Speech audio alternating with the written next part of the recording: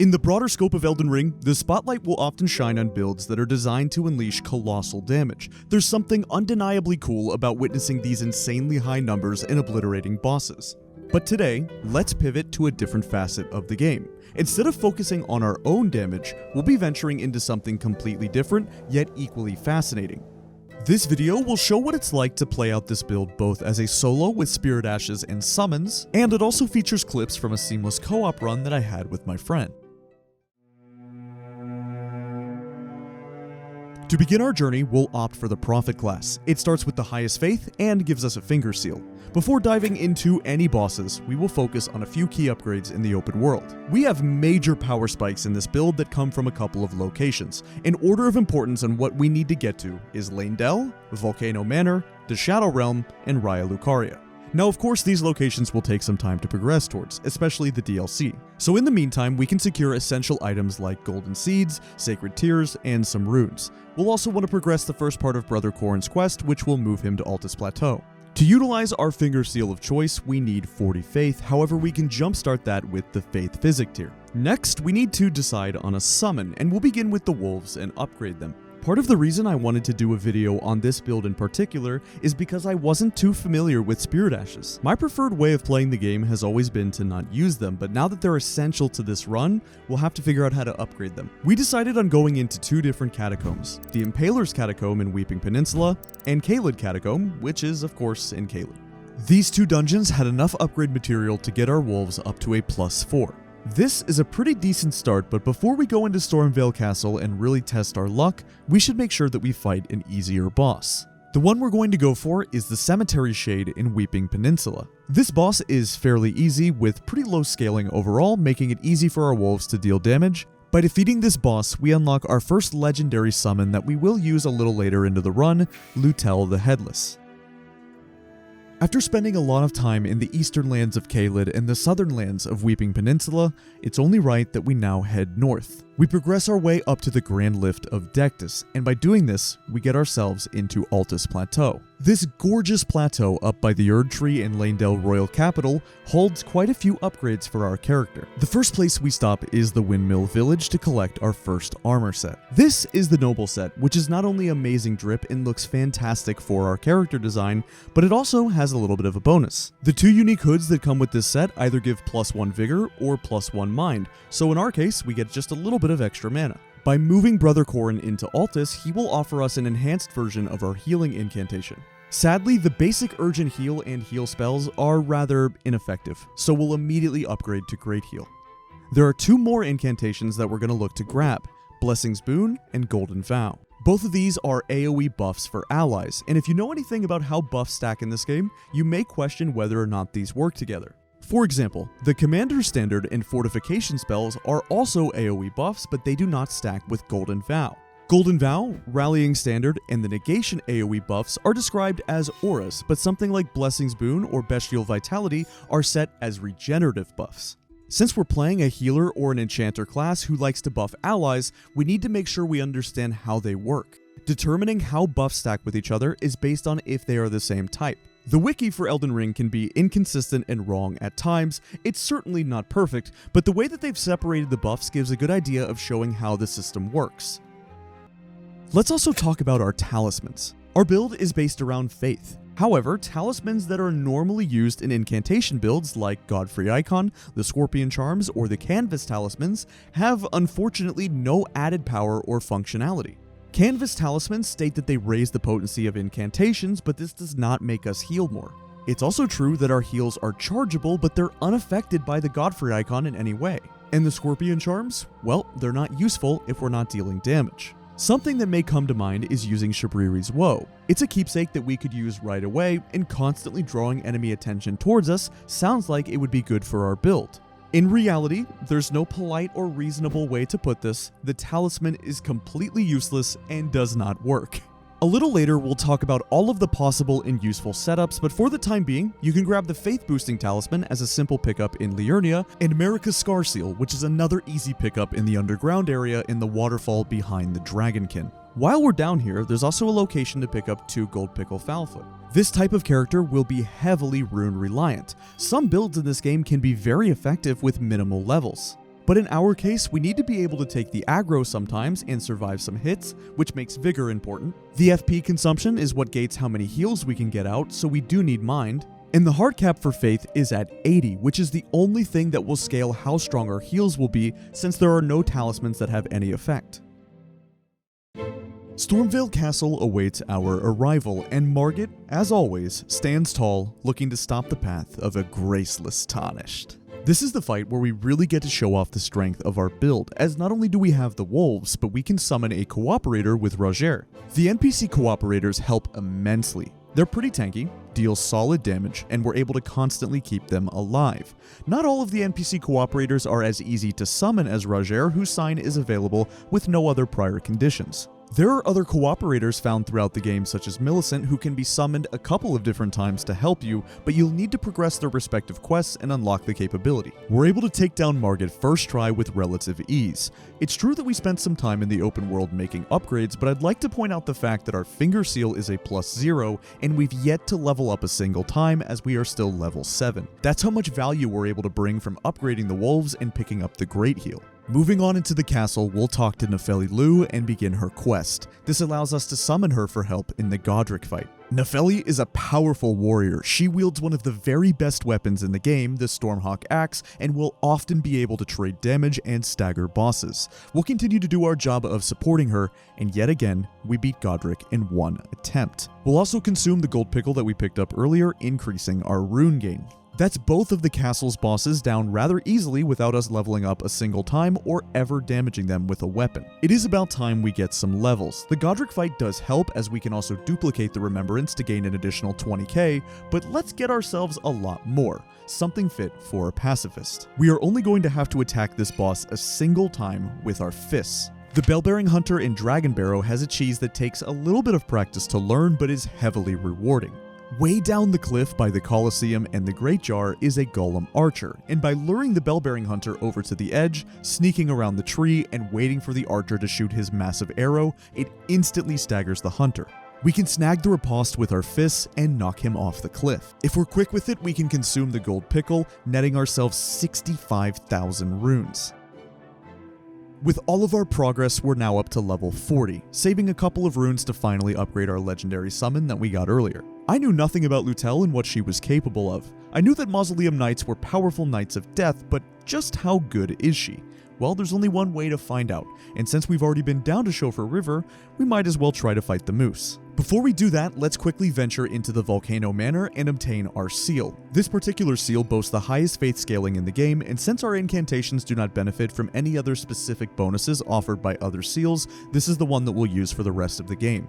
We can also secure the Somber 5 and Somber 6 in Volcano Manor. Lutel was excellent in her first test. Even at just a +3, I really see her potential. The teleport iframes to dodge the moose was really cool to see. She also gets in a little bit of poke damage by throwing her Spectral Lance, and if she's able to get her Great Shield up and block the physical attacks, she becomes a complete tank. Since she was only +3, the fight did go on for quite a while, and it wasn't the most impressive damage, but we're able to do our job and heal her to full. We defeated the moose, gaining a token amount of runes and another summon if we wanted to use it. One thing we can go do quickly as well is fight the easiest boss for the entire playthrough. This will be a good test of knowledge for those of you playing along and paying attention.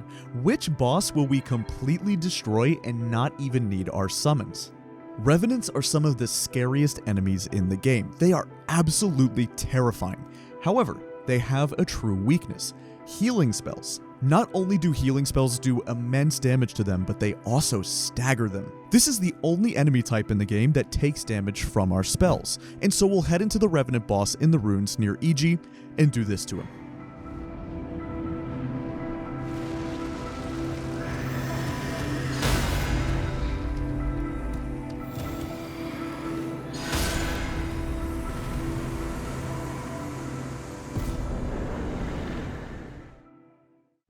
Normally, the Academy is for Glintstone Sorcerers, so with our Faith build, you might think there's not too much here for us. However, the Red Wolf gives a Memory Stone, and we can progress through to pick up the Radagon icon and Azur's Staff. Azur's Glintstone Staff has a 52 intelligence requirement and is a catalyst for sorceries, not incantations, so why would we use it? Here's the interesting thing, despite not having the stats to equip it and not technically being for our build, the passive bonus that this staff provides, increasing the casting speed, does in fact work. Additionally, the slight downside that the staff has, which increases the cost of spells, only applies to sorceries, not the incantations that we'll be using. This makes this staff a pure benefit to sit in our offhand, which will increase the casting speed of our heals. With all of these upgrades we've made, this should be enough for us to head back towards the Caelid Wilds and fight our second Shardbearer, General Radahn. This has to be the coolest fight for this playthrough. We can stay on Torrent the entire time and heal our allies on horseback. It's an absolute spectacle to watch all of our friends get in the fight and take him down. This is a mess of a battlefield with a truly cinematic experience. Staying mobile is critical, especially if the fight goes on for quite a while. Golden Vow lasts for 80 seconds, which under normal circumstances, if you're playing by yourself and dealing a lot of damage, is a very long time and it will never run out. But since we're playing in co-op, and we personally don't deal any damage, it's important to make sure we reapply it to our allies. It's not just to make them do damage, but they'll also be much tankier, allowing them to survive. During this battle with Radahn, I discovered a very interesting mechanic. Although we managed to sustain our allies for a while, they would all ultimately perish. Initially, I figured that the boss might have to be done for now and put on hold, requiring us to go get stronger and enhance our healing capabilities. However, I noticed that the summoning signs would reappear with the possibility for us to respawn our cooperators. This was a huge find, as with enough time and perseverance, we would gradually chip away at Radahn's health pool. By dodging enough attacks over several minutes, we will spawn our friends in waves. By sending in the final few champions of the festival, we get in there together and take him down. That's now 2 of our necessary Shardbearers dead in order to access the royal capital. The next challenge in front of us is the Draconic Tree Sentinel, who always poses a threat. We do have the option to summon Tragoth. Unfortunately, this does increase the Sentinel's health pool, but this is where I would like to mention that if you want to add in damaging spells, you are more than welcome to do that. It is not required to play a build like this as a true pacifist if you're not doing a challenge run. Our allies will be tanky enough to be able to take a few hits without us healing them, so one of the best spells for this build is a very simple Black Flame Sling found in Stormveil.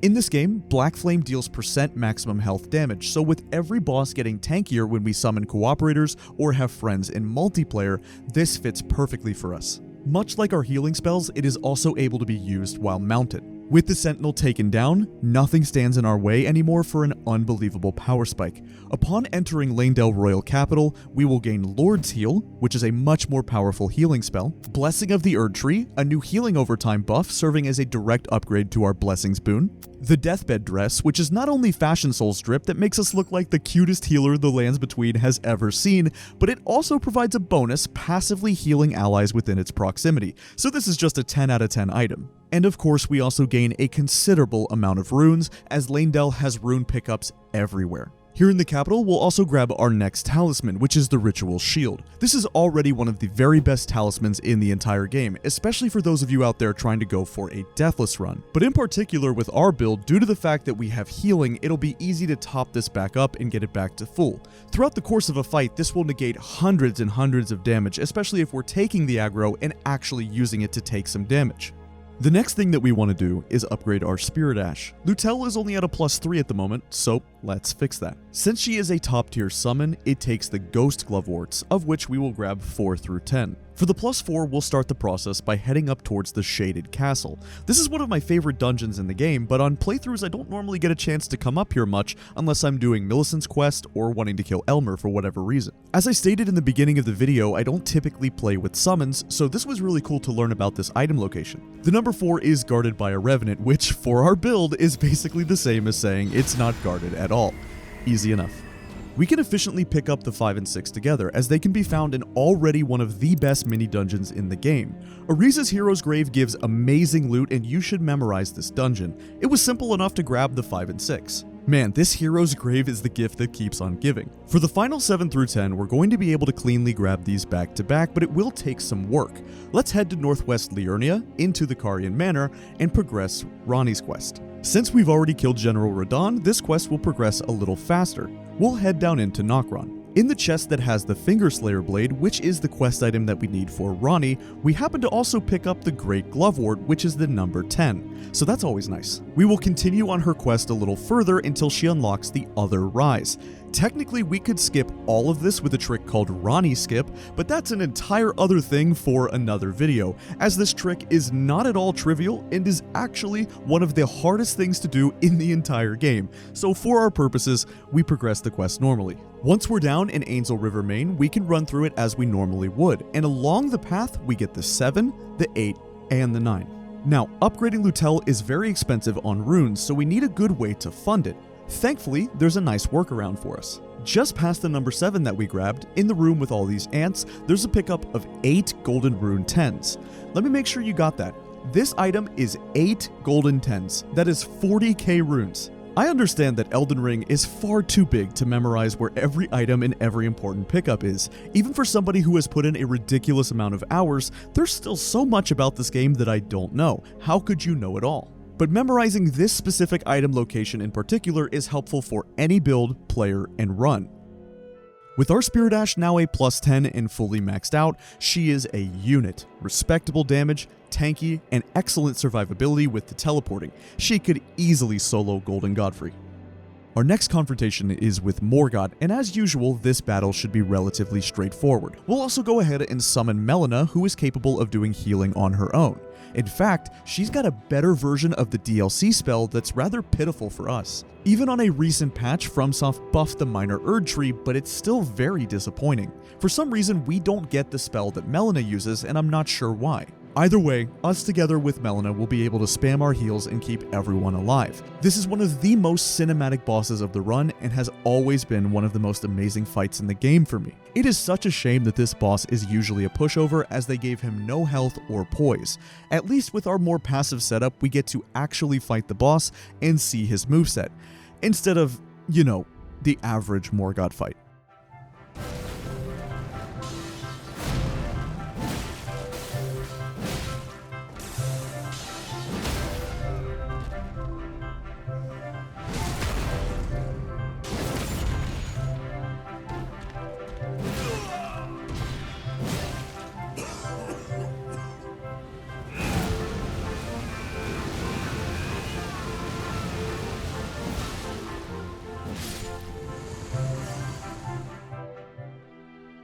By defeating Morgott, we unlock the path to Mountaintop of the Giants. Obviously, there is a lot of game here left to finish, but for our build, the most important thing we can do now is visit Mohgwyn and see the man who beat the allegations. Up until this point, we've talked about how to play this build entirely solo using the base summons and cooperators, and that's been really fun. But alongside playing as a solo, I did this run essentially 2 times over, because I also did a version with seamless co-op and a playthrough with my friend named Tyler. You know, it's actually quite funny. He did not know that I was recording this run in particular. All he knew is that I was going to test out the healer build. Once I realized that he named his character 2-inch Penetrator, I could have easily told him, you know, this is going to be on screen for the rest of the video, but I figured it was too good of a name not to leave it as is. Also, he completely messed up multiple running sections and fell off the map on numerous occasions. Please don't. Oh! Sorry, Tyler, but no amount of my healing or sustain can save you from that. This fight was a very nice test and a lot of fun for us to try to beat Mohg together. For him, it was the earliest in the game that he had ever fought the boss, so he really had to practice the moveset and get better. For me, it was an extraordinarily good showing on just how strong our build is. You as the healer are effectively 20 health pots for your friends, and they can constantly DPS and put in so many punishes while you perma-heal. We also get to make use of a new incantation in this fight. Lord's Aid is a spell that removes poison, bleed, and sleep for yourself and allies. So we can help remove some of the blood flame effect that comes from Mohg, which is honestly really cool. This fight took several tries to get right and figure out. The best tech that he came up with was to use different greases and get in a lot more DPS. Starting out with the rot grease, once it was procced, he would swap to bleed. With Mohg Lord of Blood taken down, the DLC Shadow Realm awaits us, and even without killing a single enemy here, we make our biggest upgrade that our character can possibly make in the entire run. So what is it? What are we about to grab? Well, this spell is called Heal from Afar, and let me tell you, that's a pretty accurate name. This is a bit of a callback to Dark Souls 3, as there was a miracle called Projected Heal which would throw out a ball of healing at your allies. In Elden Ring, this is effectively the same thing, as Heal from Afar is up there as one of the strongest spells in the game period, and for a character like ours, which is meant to be healing regardless, it is incredible. I will be honest though, it does take a little bit of practice, as you'll actually have to learn how to aim it and throw it towards your allies. It works out the best when they're right up against the boss in melee range, as you can use the lock-on feature and throw it at the boss, ensuring that the heal will land. The final tip that I can give you is that it works well when free-aimed at the ground, as it will instantly explode and heal. Sometimes it's best to run right up to your allies and throw it down for the group.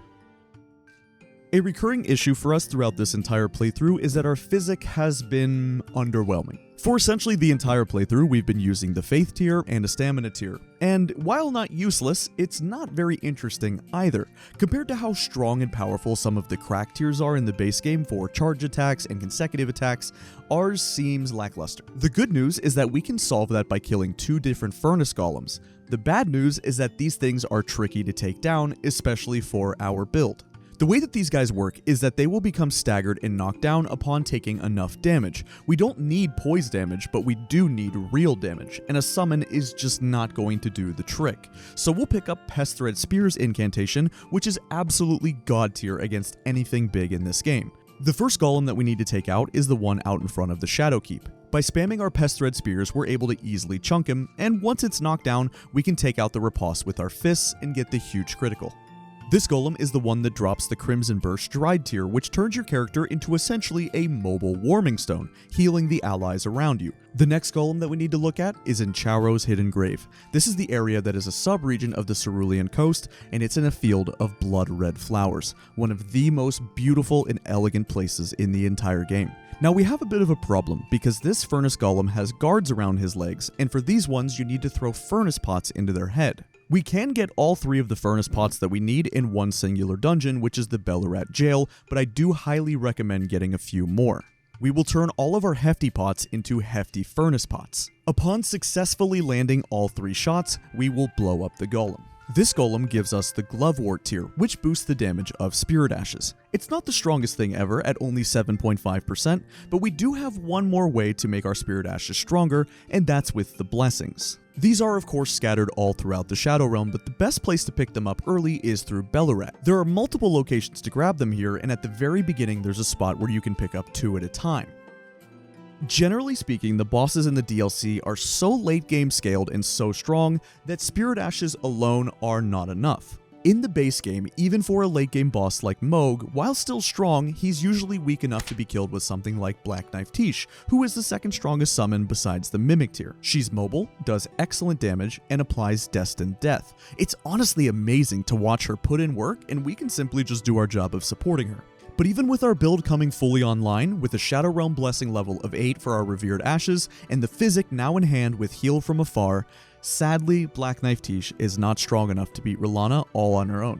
It's close, but it didn't really seem possible to me. And for Consort Radahn, well, she gets completely destroyed, and it's not even close. We could, of course, use the cooperators that are available. You can summon Letta for the R'Lana fight, Dryleaf Dane is available for Romina, and by progressing Ansbach's quest, he is available for Consort at the very end. But we do have a very special fight that we want to use a cooperator on up at the Dragon Peak against a special dragon. So let's stick to Spirit Ashes for a bit, and before we panic and throw in the towel, how about we talk about some of the DLC Spirit Ashes? They have introduced some new stronger ones, and I gotta tell you, I really like 3 of them.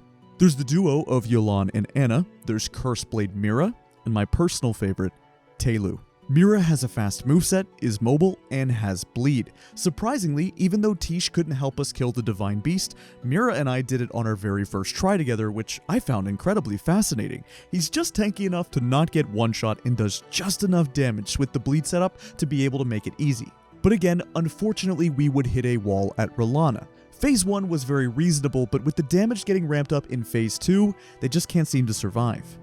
This is where we whip out the big guns. Let me tell you something, if this guy was not your absolute favorite thing in the entirety of Elden Ring, he will be now. He comes from the ruined forge that follows his namesake. By progressing through this really cool mini dungeon, it rewards you with one of the best spirit ashes in the game, something that gives the mimic tier a run for its money. Here's why Tehlu is so good. His health is rather low, but his resistances are through the roof. The reason this matters is because for each individual hit that he takes, it doesn't do a lot of damage. You can trust him to not get completely one-shot the moment the boss starts comboing. And because his health isn't that high, it's extremely efficient for your mana consumption. You don't waste some of that valuable FP by over-healing him on accident. With the proper setup, we can constantly heal him to full. Going back to R'hllana, Tehlu can face tank everything for us without so much as breaking a sweat. He's our big boy, our savior, our knight in shining armor. Forget Ronnie and that whole quest line. How do we marry Tehlu? I'll be his consort. He hardly takes any damage this entire fight, and to be completely fair with you, I would say this is one of the most trivial fights in the entire run. That's how simple this was. With R'hllana finally bested with a Spirit Ash, I'd like to show you his real power. The unrivaled god that he is, Tehlu versus Consort. Now before we begin, allow me to explain the build. We're at level 126 with these stats. We could of course go much higher with more mind, health, and faith all being useful, and the recommended level for the DLC range is between levels 150 to 170. But in my videos, I will always stop at level 126. For my content, you can consider this to be the max level. It gives you guys watching the opportunity to level up even more and become stronger than what is shown in the footage. We're also going to finish off our build with a little bit more setup and a new tool. The 4 talismans that we're using are Ritual Shield, Primal Glintstone Blade, Cerulean Amber Medallion +3, and Beloved Stardust. Since we're now at 80 faith, for the most part the only thing we're concerned about is mana. We can both increase our mana and lower the cost of our spells. The medallion is found by beating a simple boss here in the DLC, and the Primal Glintstone Blade is from Mountaintop of the Giants. Beloved Stardust is earned from doing the first step of Ymir's quest, which is simple enough. This gives us the fastest casting speed in the game at the absolute limit, which means we no longer need to offhand the Azure Staff as it won't increase our casting speed anymore. With that being the case, we now open up our offhand for something else, and this is really cool. We will actually be using a great bow with golden great arrows that are purchasable from a merchant in Altus Plateau. Golden great arrows on impact explode in an AoE that casts Golden Vow, meaning that we not only save on the mana consumption, but we now have a way to both heal from afar and sort of Golden Vow from afar. Despite the fact that FromSoft gave us a bit of a boost by fixing Radahn and nerfing him, this fight still isn't easy. Even though Tehlu is tanking for us, if you don't know how to fight him, it's going to be rough. Dying is absolutely in the cards, especially for Phase 2. We're very squishy at our level, and our Shadow Tree Blessing level is low for our defense. Even though Tehlu is doing his best to deal damage and grab the aggro, he doesn't do very much damage, and I would absolutely say this kill was still harder to execute than just beating the boss with a regular build. Normally with all of Tehlu's resistances, he does not get one shot, but our big concern is the Rock Sling attack. This attack does a lot of strike damage, meaning that if Consort hits everything on Tehlu, he's going to get destroyed. It is our job to make sure that he's topped off and full HP, or we're done for. Unfortunately, since we're relying on both the AI of our summon and the AI of the boss, there is a serious amount of RNG that goes into this. We have to pray that Radahn doesn't spam the rocks or that they go after us instead, and we need Tehlu to get his hits in. After several hours of attempts, it quite literally came down to the wire. I ran out of mana with no heals left, but our boy finished the job.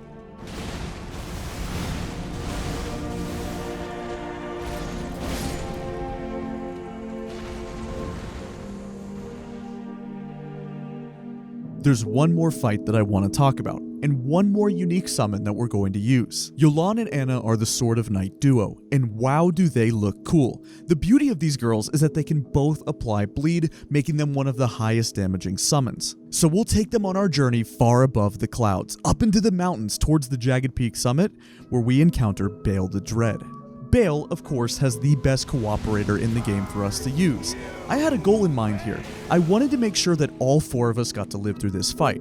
Us, our girls, and Egon. On the first couple of attempts, I realized this would be quite the challenge. With so much going on and with Bale being a big enemy, it was difficult to get past him and get the heal from afar on the right target. Usually Bale would just block it or get in the way. Also, for whatever reason, unlike every other NPC cooperator, we don't get to see Egon's health bar, making it difficult to judge how healthy he was. It was going decently well, and at one point they even got the stagger to get huge bleed procs. But sadly, on multiple occasions, I just wasn't able to do well enough to keep Egon alive. Maybe I was a bit too focused on healing the summons, but Egon would just die over and over again. I really want Egon to get his revenge on Bale, so I decided to throw in a damaging spell. And what better incantation to use to make the fight more epic than the one we just earned? Light of Mikola has unbelievable range and damage and is without question my favorite spell in the game. In between our healing, we'll be blasting away at Bale with this, and the combo that we get on the stagger is just absurd. Let's finish this thing.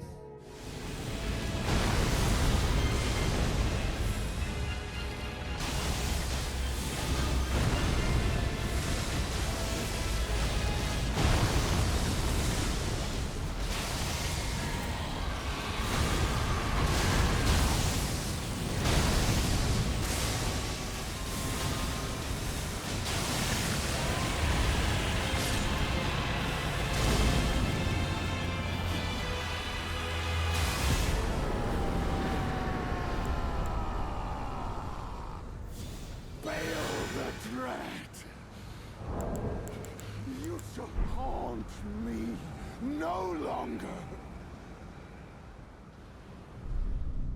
There is so much more content that we could do, and we could go back and finish the base game, but I do think this video has now effectively shown the build and all of its possibilities. The only other spell that we would need to round off the build is found right before the end of the game after Gideon. Erdtree Heal has a massive AoE and heals a ridiculous amount, making it more FP efficient than Heal from Afar, but Heal from Afar has a faster casting speed just by throwing it at the ground.